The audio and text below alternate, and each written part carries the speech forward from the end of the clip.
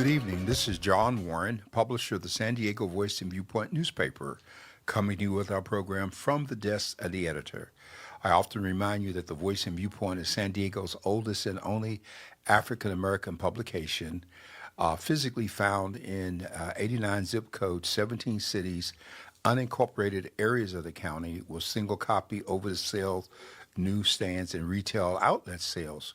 But the paper is available on the internet. All you have to do is just go to sdvoice.info or download the Voice and Viewpoint app, which will take you to us. And we have news bites that are published at least 3 times a week.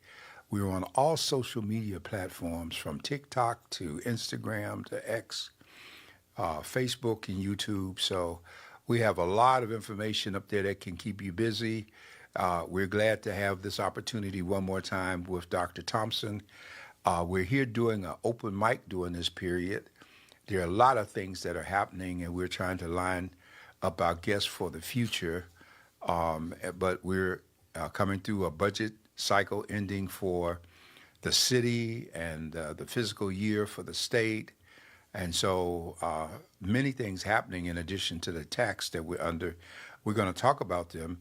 You can reach us at 858-251-6111 or at godradio1.com. We will welcome your questions or comments. So, Dr. Thompson, I yield to you. Well, good evening, everyone. So much is going on in the world. Just last week, a dear friend of our Bishop Norman Hutchins passed away unexpectedly. He was supposed to be here in the city of San Diego just on the past Sunday, but God had different plans. And we just got word today that our very own Ananda Lewis from the School of Creative Performing Arts, BET, and many other productions passed away just recently. So our hearts and our minds go out to those families, and we want to continue to lift them up in prayer. With that being said, Dr. Warren, prayer is apropos in this time and this season, even more than before, based on all the different transitions that we're going through in our nation and in our very city. So let's start off this week. Let's start off right here in our own home city. Lots is going on, and I yield back to you. Well, I think it's important what you just said, Dr. Thompson, about prayer. I'm preparing a piece right now that is a call for America to come to prayer and fasting, because these are the only weapons that we have against what is taking place with us.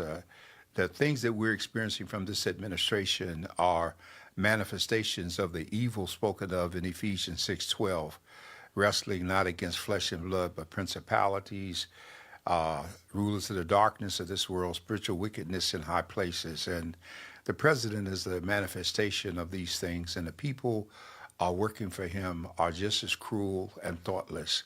And I think the greatest thing that's happening right now is that America is rising up in every city, in every way. The courts are lackadaisical, and the fact they have bought into the president, they're drinking the Kool-Aid. And the Congress, I've called in my latest editorial that's published this week against Trump, the law, and we the people, that there be a major effort made in every congressional district with a Republican member who is vulnerable and not voting, because with all of the distractions between immigration, the federal troops, Elon Musk, all those things are to keep us from looking at his big, beautiful bill, which must be defeated by all means, or America will truly be in a downward spiral. We've got to stop the tax cut to the rich. And while we're dealing with that nationally, we just hit a budget passed here in the city of San Diego, where we had a $258 million deficit. And we had members of the council that voted to put back some parks and recs and library services as opposed to the additional police services that the mayor was pushing. And the numbers suggest, with the vote of 72, that they can withstand any veto that the mayor might make. So we do see that a lot rides on the trash tax, because the trash tax is supposed to bring in some $400 million. I don't know if it was cut or if it's not passed in some for any means, then we'll be forced into some drastic measures.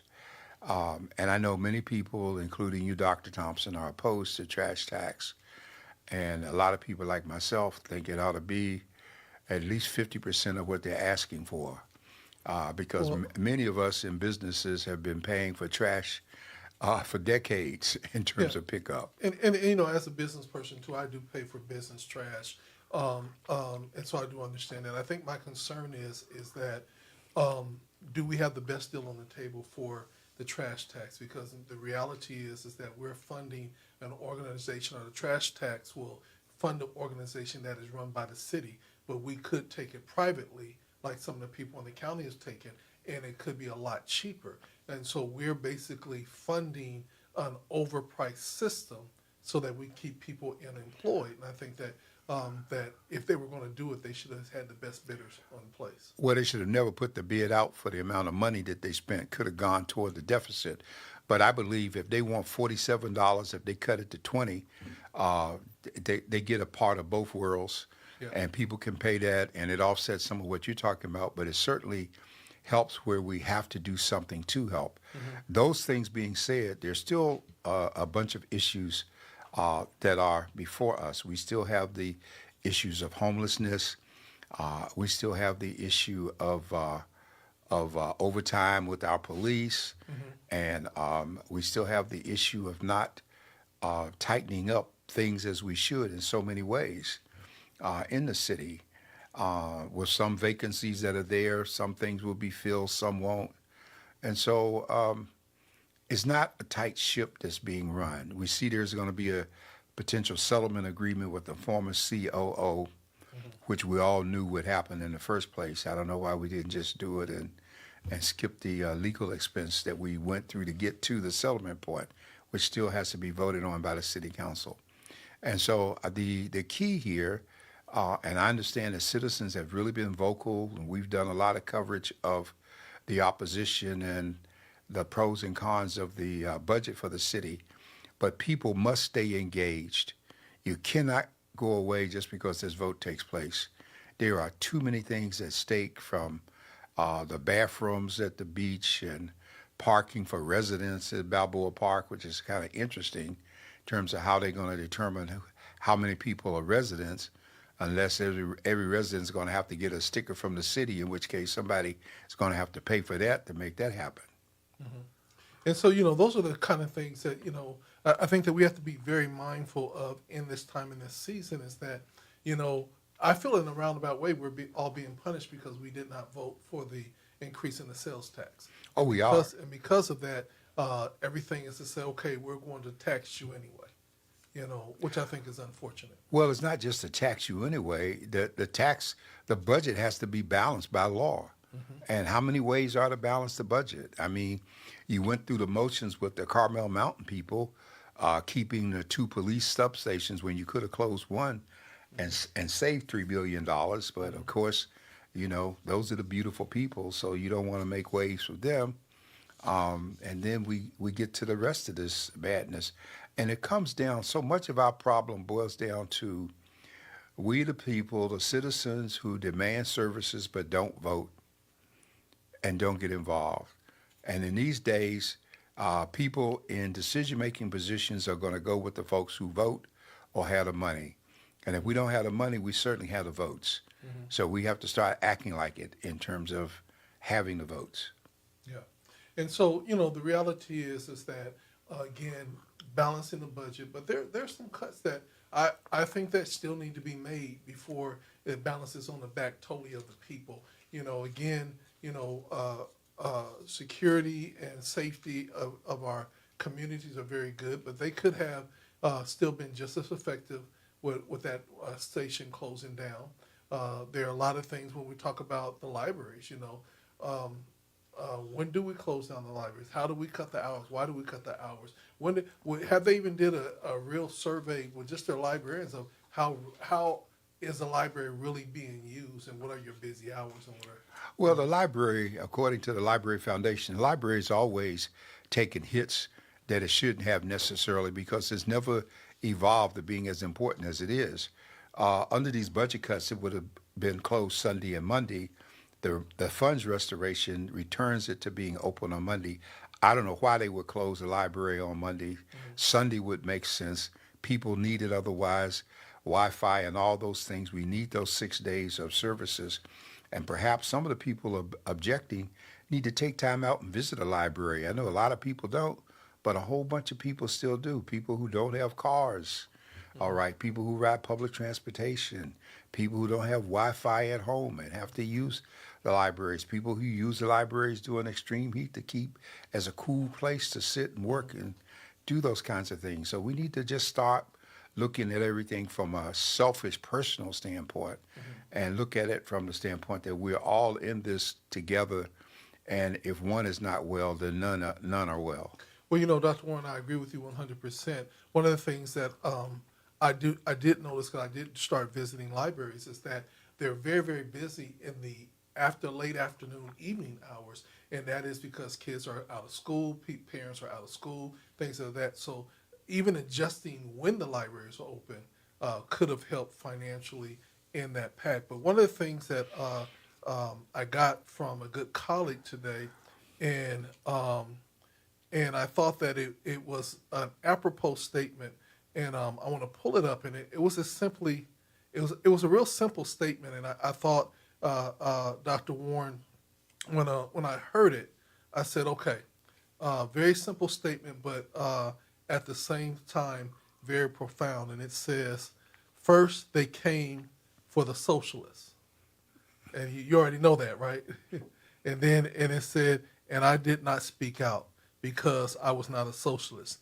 Then they came for the trade unions, and I was not in the unions, so I didn't speak out. Then they came for the Jews, and I did not speak out because I was not a Jew. But when they came for me, and there was no one left to speak for me. And this is what you're saying to us, is that, even if we don't feel like it totally involves us, we have to be involved because eventually we will be affected. And especially true for San Diego because we are so laid back. A few people are responding to the immigration raids, and I think we need to the network media outside of CNN and MSNBC, and maybe News Nation, the traditional network media is doing us a tremendous disservice because these demonstrations are taking place in multiple cities every day across the country, and they're only highlighting one or two instances like this in isolation, and that's not the case. And I would invite anyone, if you want to see how widespread this is, on Mondays at 6 p.m., go to MSNBC to the Rachel Maddox program, and you'll see all those cities, the video footage. We're trying to get copies of it so we can start covering it in more and more depth. If you really look at what's going on, everything that this president touched is turning to something other than sugar. Okay, everything that he touches. From tonight, he's at the Kennedy Center with Les Miserables. As important as this classical play is, there are members of the cast who are boycotting it and will not participate because he has Trumpenized the Art Center in D.C., just like he's taken over the museums, just like he tried to cancel Job Corps, and the federal judge stepped in and forced him to reinstate it. At every turn, he's trying to cancel FEMA after this hurricane season, put himself in charge. In Oklahoma, he grabbed people today at a meat processing place where most of the people working in those facilities in the country are immigrants because those are jobs that Americans don't want. Americans don't want to pick strawberries, work in fields, work in meat packing plants, and the people who come here who are thankful for a job do accept these things. And so we have a major crisis going on. What just happened in L.A. is only a test run. It is totally illegal. Why it takes a judge until tomorrow to make a decision is mind-boggling to me because everybody who can read and knows anything about the law knows that, number one, it's a violation of the Posse Comitatus Act to put federal troops on the ground in any state or city without there being insurrection or rebellion or those things that are spelled out. None of that is present. To have the president federalize the National Guard, override the governor, people threatening to lock up the mayor and the governor is totally ridiculous. And there is no reason it should be taking the Supreme Court, who has given him a pass for just about everything he does, the Congress with the Republicans who are just sitting quietly and basically cheering about what's taking place because they're so racist that they don't want to see people having an opportunity in this country. And Trump is doing what they want done most. They are mad about the number of people that the Democrats have allowed into this country, and they are planning to purge at any cost.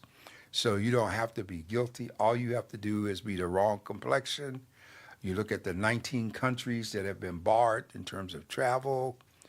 Everything he does is to violate our Constitution, our fundamental laws, and to put us in a posture of anarchy becoming the order of the day. And that's why Governor Newsom, his statement last night should have been considered a state of the country address, as he talked about this mad president who needs people to be quiet while he overrides and takes over everything. So my question is, we always say here states suing and cities suing the federal government, but the reality is, do they ever win? Of course they do. They do win, and that is appropriate under the Constitution. Under Article 10 of the Constitution, all those powers not given to the federal government are reserved to the state, and states are sovereign. And that's why the Constitution requires certain conditions before you can go in and override a state. Like Johnson did when he overrode the governor of Alabama to send in the federal troops for the black kids to be able to go to school. With the clear and present danger and the threats and the murders that had taken place, it made sense. We're not in that posture today. And what's happening in L.A. is just a few blocks in a huge city. The rest of the city, if they didn't look at television, they wouldn't even know what was going on. And he's taking that advantage to have this act done in such a way that he can go anywhere with it. Mm-hmm. And so what is as disturbing as Trump is the people around him. The insensitivity, the arrogance of Holman over Homeland Security, the arrogance of the press secretary at the White House, the arrogance of Steve Miller, who says he will lock up a member of Congress and they don't have any say. The arrogance and the disrespect for law and order, these things cannot be allowed to continue if we're going to continue as the country that we're supposed to be. Yeah, and one of the things that I'm just really curious about, in a time where budgetary issues are happening nationwide, why are we having this dictatorship-ish big military parade this weekend, spending millions and millions of dollars with the threat that if you protest, that I will come after you hard? Well, he can threaten all he wants to. There are going to be protests all over this country this weekend, and the protests are under the label of No King's Day. Trump is trying to imitate Russia, North Korea, China, all those places that have military parades on Armistice Day and bring out all the troops and their tanks and the missiles and all the stuff we've seen done over the years to reinforce their military strength. And that's what he's doing. He's trying to turn us into a dictatorship. And it's reached the point that we don't blame him right now. We blame the people who are in the other branches of government who have abdicated their own oaths and responsibility to allow him to do so. You know, the Supreme Court might be in a position for life, but they can be recalled. Mm-hmm. They can be recalled. Members of Congress can be recalled. And there should be recalls going on in every state. If the number of people protesting come anywhere close to the number of people who will actually vote in each location, we will get change. Mm-hmm. Trump can be stopped. Yeah, and the midterm elections is where we can make the biggest stop, and that is every Republican seat that is up. We don't even have to wait till midterm Okay. because we can start recall procedures right now in every state against every person. And if we can get these many people to come out and protest to him, we certainly ought to be able to get them to sign petitions for a recall. Because if they pass this bill, you know, millions of people are going to lose insurance coverage. Millions of people are going to die because they can no longer be treated. And it's too late then to come complaining to somebody when you can get off your butt and get involved now. And I have addressed African Americans in particular, many of whom decided they're going to sit this out. You can't afford to sit it out. I don't care how you feel about who didn't get involved in Black Lives Matter. You are in this boat now. It is taking on the water of racism. You can join the ones who are bailing, or you can sit there on your hands and watch the water come up and sink where you sit along with everybody else. Yeah, and one of the things that we want to encourage people is the whole thing of understanding the process. So many people, I believe, feel helpless. And we say, get involved, but a lot of people are looking for direction, and that's the reason why it's so important for them to tap into the San Diego Voice and Viewpoint, because weekly you're giving action plans, you're giving direction, you're giving the knowledge and the history so that they don't have to be in so much despair, because just like I asked you, does it really work to sue the government? You say, yes, it does. You know, I'm like, well, we could wait till the midterm. No, you don't have to wait. We could recall now. You know what I'm saying? But that's the importance of why we have the trusted messenger like the Voice and Viewpoint, where if you begin to tap in, you will get some action plans to move forward, and it won't be just in despair. Well, Dr. Thompson, as much as I appreciate that, let's not forget that every week we do Black Men and Women United. And this effort has been going on since the year 2004 with continuity and consistency. And I don't buy anymore the excuse that, well, we don't know what to do. When people care, they find out what to do. If you don't have any food in your house and you know you got to eat, you're going to get out and find out where you can get something to eat. If you see what's going on and you look down the road, you're going to find out how can you get involved. And we still have people playing at involvement. They want to come for a few minutes, they want to make a speech, and then they want to go on with what that dog won't hunt anymore, okay? And we got people having all these little make-believe meetings, but they can't come out. The churches ought to be at the forefront of much of this. They're not doing what they've done in the past in terms of being involved. And there are some pastors that are really concerned, but you know, I've spent a lot of time and money over the years trying to bring pastors to the table as shepherds of their flock, that we can move collectively. I still believe that prayer is the key to overcoming this, okay? As the scripture says, the weapons of our warfare are not carnal, but mighty to the tearing down of strongholds. Mm-hmm. And I believe that more than a national day of prayer, we need a national time of prayer. And I believe that when we pray, when we activate 2 Chronicles 7:14, my people who are called by my name will humble themselves and pray, turn from their wicked ways and seek my face. Then will they hear from heaven. And I don't believe today that we are taking God seriously enough. And the greatest weapon of the enemy is to have you think that he doesn't exist, that whatever is happening is beyond your control, and that he has nothing to do with it. And that's not true. Mm-hmm. And we cannot afford to be passive at this point. It's a life and death struggle for us, for our children, for our grandchildren. It's just by the grace of God, America has not been attacked, because we are more vulnerable right now than we ever been. We have an idiot as a Secretary of Defense. We have a fool for Vice President of the United States. We have a Secretary of State who is smarter than he acts, but he's drinking the Kool-Aid at all intervals. We have a Republican Congress who ignores reality, lives in that alternate space at all times, all right? And then we have Democrats who are lazy and non-productive, except for a few people like OAC and Cory Booker, Schumer, just a handful of them. The Hakeem Jeffries, who would be Speaker if it wasn't for the idiots running the park. all of these things are important. We can change those numerical equations if we get involved, folks. But we have to get involved.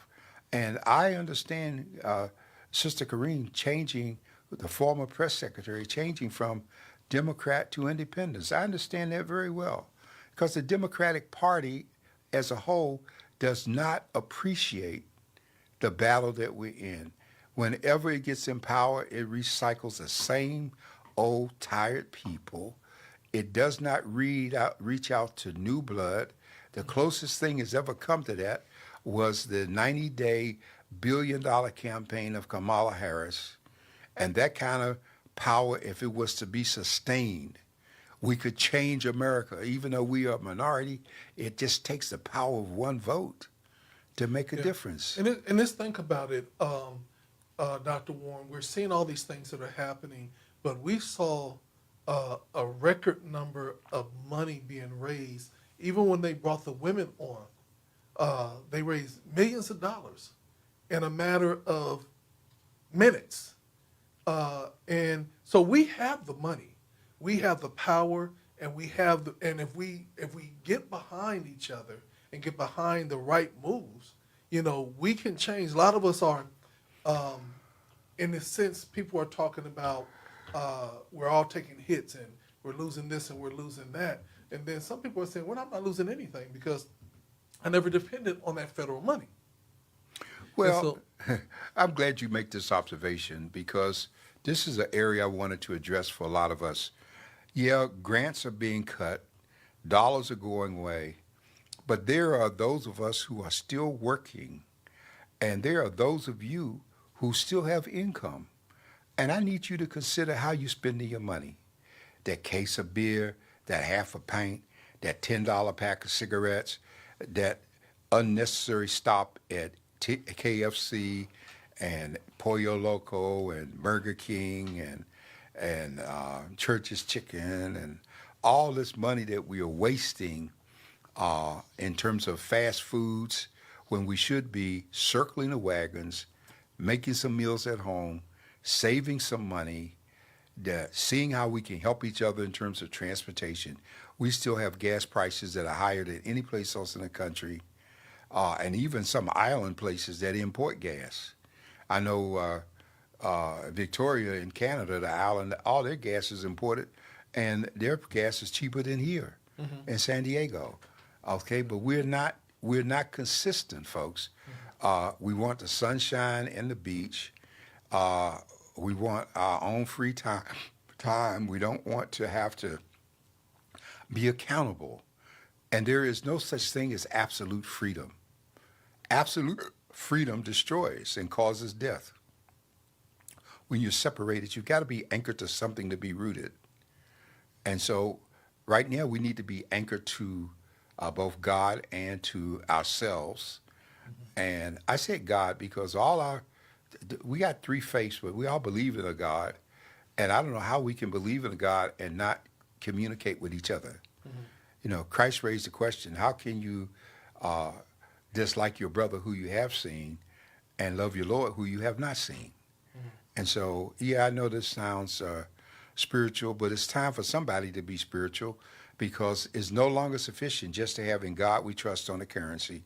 If you go back to 1787 and you look at Constitutional Convention and the things that took place, you'll see there was a time of prayer called for when there was great disagreement. And you will see that as a result of those times of prayer when things were done, that the office of the chaplain was created. And to this day, we have chaplains in the House and the Senate. Well, it's got to be more than a formality, folks. And we don't need an annual day of prayer when we're in a crisis every day. Every day we're in a crisis. And the solution is in our hands in terms of what we do. We'd love to hear from you. So you were talking this recently that they stopped the closing of Job Corps? Yes, I saw where there was a court order. A federal court judge stayed the closure of Job Corps. And since it was a federal court, I'm believing that it was countrywide. There's only like probably 100, very few Job Corps centers were left. And I shared with you last week that one of the tragedies of it is that uh, anybody who's been born in the last 40 years have missed the significance and the impact of Job Corps as it was created. I was there when we created Job Corps. It was a phenomenal experience where kids signed up. They were even given transportation to another city so that their training was not in their hometown. And they got an environment external to where they were. And then when the Republicans came in, they were very slick. You know, they didn't cancel Job Corps like Trump doing. They just cut the budget so that programs had to be cut, so that they cut it almost to being dysfunctional. It's what the Republicans have always done with social service programs. They cut the budget so that you can't see. If you look at this big, beautiful bill, it'll talk about entitlements, but you don't see Social Security mentioned or Medicare, Medicaid. You don't see any of these things mentioned or food stamps, but they all are affected because they come under the entitlement umbrella. So this is the time to wake up, to get educated, to get involved. Every vote counts. I remember the Supreme Court passed a decision in the 60s. It was called One Man, One Vote. And it made the case that every person's vote is important. And whole political systems have turned on one vote. The big, beautiful bill that just passed in the Congress passed on a 214 to a 215 vote. They got one vote. They passed by one vote. And a Democratic member of Congress had died a few days before. And so, all of this protest makes a difference. Mm-hmm. It makes a tremendous difference. Some of the highlights of, quote unquote, the big, beautiful bill, and, I want to call it the big deception bill. They talk about balancing the budget, but there are a lot of, what would it say? There's a lot of fat that they're not talking about. And I know that you broke some of that down. Well, you know what? The office of the Congressional Budget Office, which is like the accounting component to Congress, and it was created back in '78, I believe it was. I was there when they created it. It was created in '78, so members of Congress would have an independent place to make budgetary decisions other than bringing in the people who were heads of the departments that they were exercising oversight over. And so everything makes it clear that this bill is bad news. I don't want us to be caught up so much in trying to nitpick what's bad as understanding the whole darn bill is bad. It's bad in terms of everything that's in it that cuts and reaches into all our lives, and it doesn't do it all at once. A lot of this is going to take place over the next 10 years, and it's critical. It's critical that we push for a no vote, a no vote on the bill. And don't let nobody give us the excuses of, well, we know this. I mean, Musk, in his anger, let the cat out of the bag. We always knew there was fat there. That's why it wouldn't be beautiful. Congress is incapable of passing anything without pork barrels. And they call it pork barrels because everybody's got to get a little bit for where they want. Like down in Louisiana one time, they built a bridge to nowhere. Just because the famous senator or congressman from the state wanted the construction job, bridge to build to nowhere. Wow. So I mean, we got stupid stuff that takes place all day long. We got subsidies for the honeybees. We got subsidies for the cattle people in terms of Bureau of Land Management and not raising the rents on the land they use for free, but yet they sell their cattle at market price to get things done. We got subsidies for the dairy people and the poultry people because perishables like produce, if there wasn't for subsidies there, it would be a gamble to raise those things that are so important to our diet as a people. And so subsidies are another word. Is there another word that they can use for subsidies? Yeah, for the poor people, it's called welfare. Okay. And for the rich people, it's called subsidies. Oh, okay. And everybody gets subsidized. The beekeeper gets subsidized. Everybody is getting a subsidy. Tobacco subsidy. The cheese thing was big until somebody did a phenomenal sales campaign to America on cheese. We remember the Department of Agriculture had surplus cheese and they gave it to us in big blocks, Yeah. and you couldn't cut it with a saw. But it made some good cheese sandwiches. Yeah, it did if you could eat it, because by the time it finished clogging you up, you thought you were full. That and 2 pieces of Wonder Bread. Okay, but the reality is, I'm gonna show you how this done. Someone did a slick campaign, and if you notice now, cheese is on everything. Everything. Cheeseburger, cheese dog, cheese everywhere. And that campaign, Selling America on Cheese, reduced the need for the subsidy on the one hand that was being given to cheese and stabilized the price in terms of demand. Okay? Cheese every place. Now they turned around and tried to do the same thing with bacon. It hasn't gone over as well. The bacon burger, and then it's enough to make you sick, these sandwiches that's got French fries, bacon, and cheese and everything on it. It's so big you can't even take a bite out of it.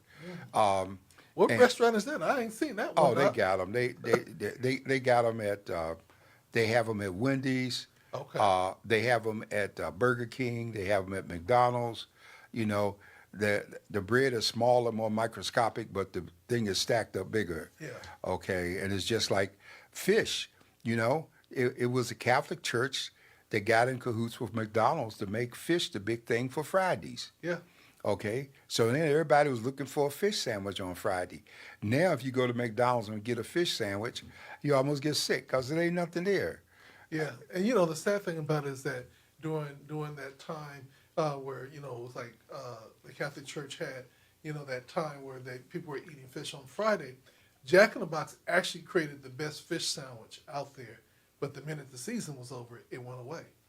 Well, that's true. That's interesting because Burger King had a good fish sandwich, but their fish sandwich has gotten to be so expensive that there's no way it can compete with the junk that McDonald's sells on Friday for fish. Exactly. And if you ever buy into it one time, you avoid it from there on. Yeah. It's not worth it.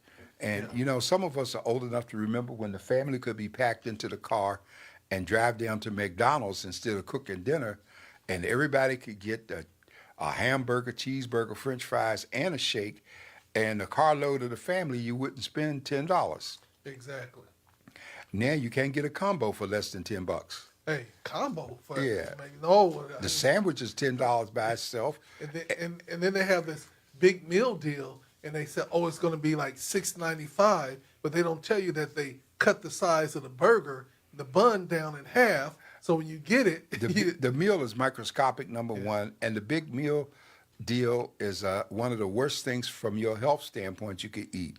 Because if you have that breakfast and then you come back for a lunch combo with a burger and fries and a drink, you have so far exceeded your sodium intake for the day that is no wonder we have people with hypertension, diabetes, and all of these things. Matter of fact, it was one island country, I don't know if it was Micronesia, I forget, it was some years ago, 10 or 15 years ago, they drove McDonald's out of their island because the leader of the island discovered that the impact of people eating that stuff was so detrimental to their health that was their way of stopping it.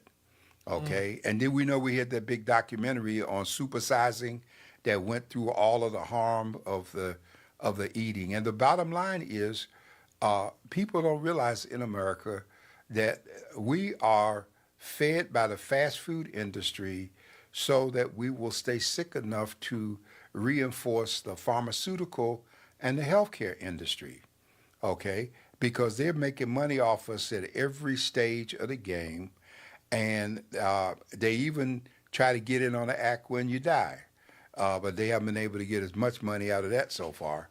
But all of these things are examples of people being lackadaisical and buying the myth about acceptable levels. Like you drink tap water and they'll tell you it has acceptable levels of arsenic in it. Well, what is an acceptable level of arsenic? Yeah.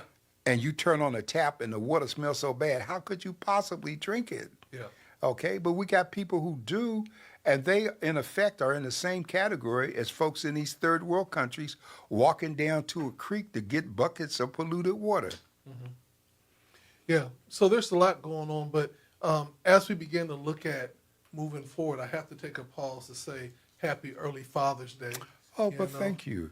this is Father's Day weekend, and very curious, which is much more different than Mother's Day weekend.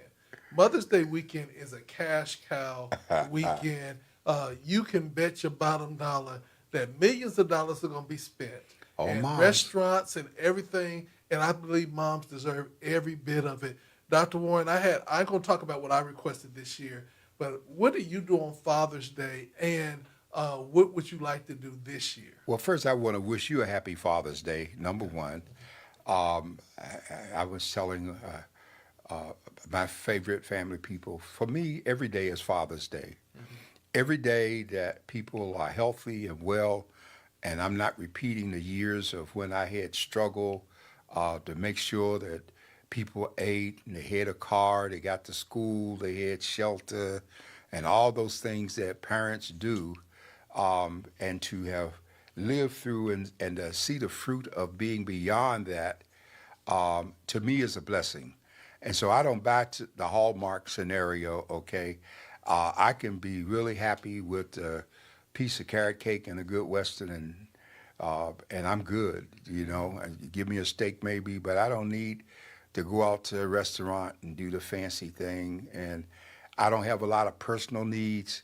I can't wear but one pair of shoes at a time. I got shirts that I don't put on because I don't want to get choked up anymore unless I'm getting a check. And so I feel you on that one. I'm a happy camper.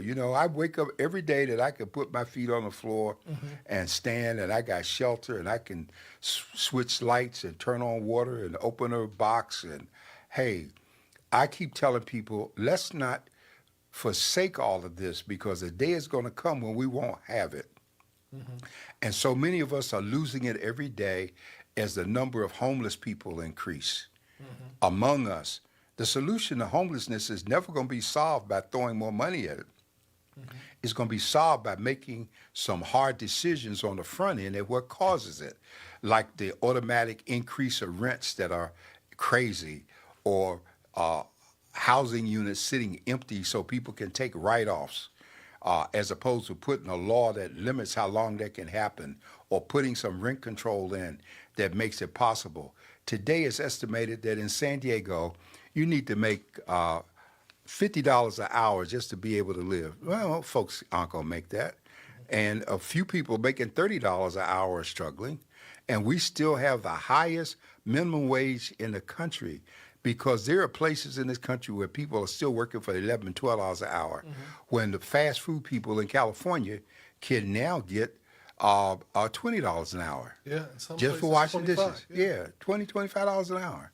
Yeah. And so, let's not be deceived by the Hallmark movement, because that's what they wanted to. You got to go buy the father a tool, something for him to play with, I had major requests this Father's Day. I turned 60 this year, and I had major requests. What's that? And I said, I told my daughter, I said, I got big requests this year. And she said, okay. And I said, all I want is just 2 hours of time. That's all I want. Don't need a gift. Don't need a special meal. Just hanging out with my girls for about 2 hours. There you go. And that is enough for me, because, you value your time. And time is you can never regain the time. And time is the greatest gift that they can give you, and it's the gift that they least want to impart on you. Yeah. And I would say for my family, it's more me than them. I'm always, about working and community support and everything else. And in this time, I'm realizing that I have to make time for family, make time to slow down, make time for sleep. And Dr. Warren, honestly, sleep is one of the best things.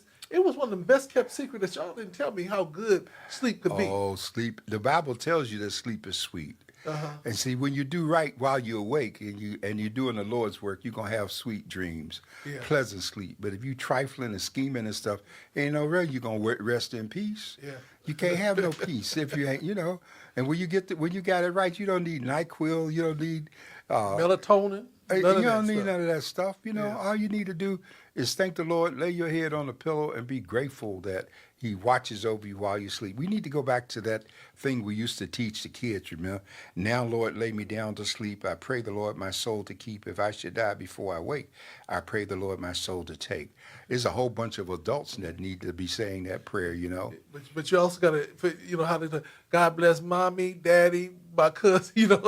That was the free thing. Yeah, that was a free thing, and it's this. These are teachable moments, and to a lot of people, our conversation might not be politically correct, but it certainly is spiritually right. And let us not forget that man is a spirit. He has a soul. He lives in a body. We are a three-part entity. And because there are three parts of us, when any one part is out of whack, that's where the term disease comes from. Because disease means dis-ease. There's dis-ease. Things are not in harmony as they should be. And we need to move back. We can't buy that harmony, okay? But we can live in it. Even under the most adverse financial circumstances and conditions, we can do as Paul said. He said, I learned to be content in all things. And I think as I get older, that's one of the greatest gifts in the world is understanding the importance of that contentment and the blessing of having the time to really, as they say, stop, smell the roses, look at the flowers. Oh, yeah. Watch the sun come up, feel a breeze, just walking in safety and security, even though Trump's trying to cancel that. You not got people walking around you with commando gear or locking you up or attacking you or whatever. I mean, there's a lot to be grateful for, Dr. Thompson. And maybe as we talk about this, some of our neighbors and friends will be encouraged to share their concerns and their views with us. We want to bring this on here. That's why we keep doing this program, so we can have an open, safe place to talk. That's why we do Black Men and Women United every Tuesday. And if you're black, all you have to do is call the office and give them your email, and you can plug in. You can listen while you drive to work or whatever. And it's important to have a time of sharing. Now, we're about to go into Juneteenth coming up. There are multiple activities going on all over. One of the biggest ones that our community acknowledges is the Cooper family Juneteenth celebration in Memorial Park, because Mr. Sidney Cooper, who was known as the mayor of Imperial Avenue, brought that tradition with him here. Our city 2 years ago not only embraced the federal holiday that President Biden made Juneteenth, but the city made it a paid holiday for our employees. So next Thursday, people will be off, and the Juneteenth flag will fly at City Hall. But let's remember something about Juneteenth, that the people in Galveston, Texas, it took them 2 years to find out they had been set free. And what took them 2 years to find out, some of us still haven't found out that we're free, because we're still acting in a slave mentality in terms of how we're functioning, both independently and collectively in many instances. And so let's acknowledge what it represents, what people celebrate. They were smart. They called it Teenth because when they heard about it, they didn't know if it was the 13th, 14th, 15th, 16th, 17th, 18th, or 19th. And so they said Teenth, and we celebrated on 19th. And the 19th is the longest day in the solar. Wow. Yeah, in the solace. It's the longest day of the year is on the 19th. Okay, and so all these things are in alignment. And this is a good time for us to look at how do we get in alignment with each other. Yes, there are going to be no King's Day parades this weekend as Trump does this wasteful military parade on his birthday. But let's not be distracted by that. Let's look at our community. What can we do to help? A lot of entities, Sidney Cooper, Mandate Records getting ready to do, a lot of our community events that we have are not getting the full funding level that they had before because of the cuts and the fears that people have. And I'm encouraging these organizations to do a GoFundMe page as a substitute for grant losses, and that we as a community get in the habit of making contributions to those pages to help those organizations and institutions that we value. Don't wait till they're gone and say, I wonder what happened. You didn't support. Don't wait until the last day and then you're going to run in and have a fire sale like that's going to make a difference. Okay? As Dr. Thompson read earlier, they already coming for everybody else. Yeah. And when they come for you, you're going to be down there in court with nobody on the jury that looks like you. You don't have a jury of your peers because you ignored jury duty and you avoided everything you could. You didn't get involved. You didn't step up to the plate. And so you have what you invest in. If you plant nothing, you get nothing back. Mm-hmm. All right. And you know, one of the things about it is simply this, is that we have always learned to depend upon ourselves. You know, and many times as a community, we lose sight that we cannot always look for subsidies from other people to value what we value, you know. Oh, no, Dr. Thompson, we used to depend upon ourselves. Too many of us have incorporated the welfare mentality in our DNA. We now have an entitlement because when we, you, I, those of us who have sponsored activities the past 30 years, people don't come saying, what can I do to help? The first thing they want is a discount, a delay in payment, don't want to pay, sneak in free, have an event on the other side of the fence so you don't have to pay but enjoy the fruits and the labor. And it doesn't work that way. If you don't contribute anything, you can't get anything back. And so many are living in poverty because the curse of poverty is upon you because you don't share, you don't give. You're always in a perpetual receipt mode. Mm-hmm. And I think when you reverse that, you will find that you will have enough. Yeah, yeah.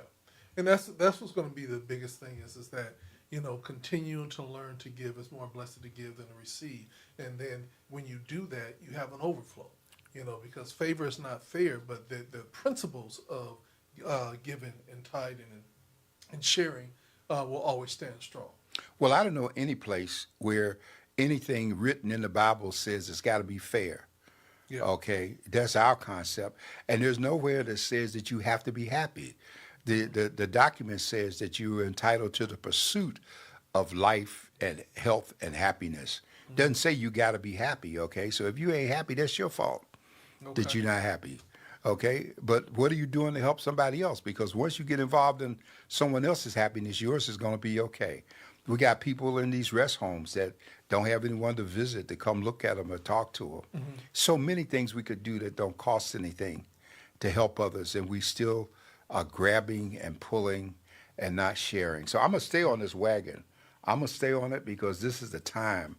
Thomas Paine wrote these words back, as I quoted in the editorial this week, when we were engaged in the struggle of the American Revolution. And he said that the summer soldier and sunshine patriot will soon vanish from the service of his country, but he that endures until the end deserves the love of all mankind. Are you going to be an endurer, or are you going to be a summer soldier and sunshine patriot as we struggle to maintain democracy, not lose our civil rights that so many died to give us, and be thrown back as some would have us do? Yeah, and so as we celebrate Juneteenth this weekend and next week, realize that it's just not about the party. It's not about just the music or the gathering, but it is about us coming together on one accord. And it's so important. And this is the thing that I want to encourage people. We got to stop always being so territorial over ideas. You know, we got more Juneteenth celebrations than we ever had before. And here's the problem that I face with it is the reason behind them.